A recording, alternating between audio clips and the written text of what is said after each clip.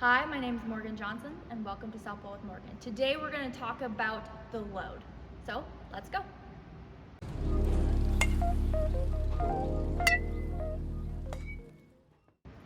Okay, so when we talk about the load, this is the first thing that we're going to do. When the pitcher is on her mound ready to pitch, we need to go to a load.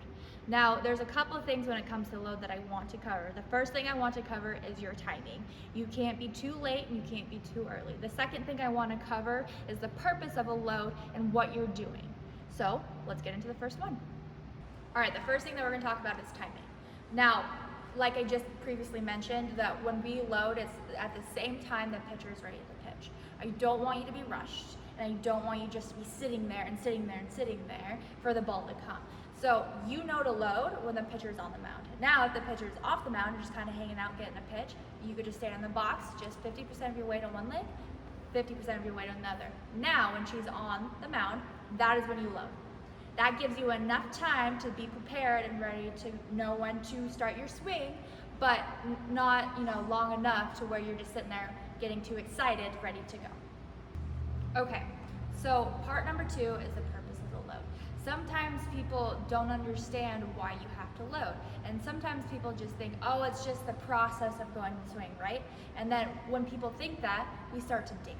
And we're not supposed to be dancing up at the plate. So it's not going to be a swing motion, it's going to have a purpose, right? When we load, we are trying to get enough weight, 80% of our weight on our back leg to get enough power through the ball.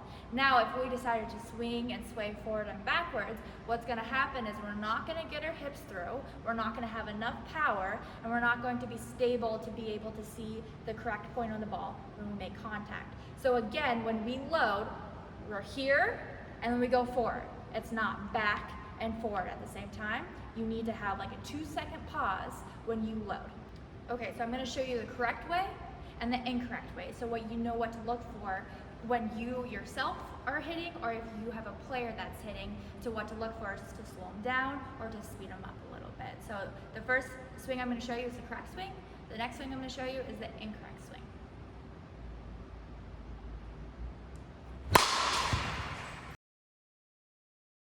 All right, let's slow the swing down. As you see, I immediately go to my load. Now when I'm in my load, I am focusing on where I need to make contact with the ball. After I have an idea of that, and when I'm ready to hit the ball off the tee, right, because I don't have a pitcher I need to worry about, I'm just hitting the ball off the tee, I start my motion going forward. I don't transfer all my weight to my front leg. I get into that backwards K when I make to contact, and I have enough power going through the ball.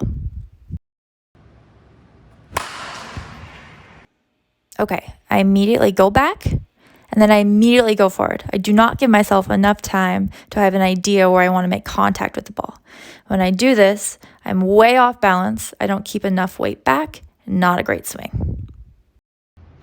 I hope you were able to see the difference between the correct swing versus the incorrect swing. Just remember that when you are loading, that you need to have that 1 to 2 second pause to make sure that you're not swaying back and forth.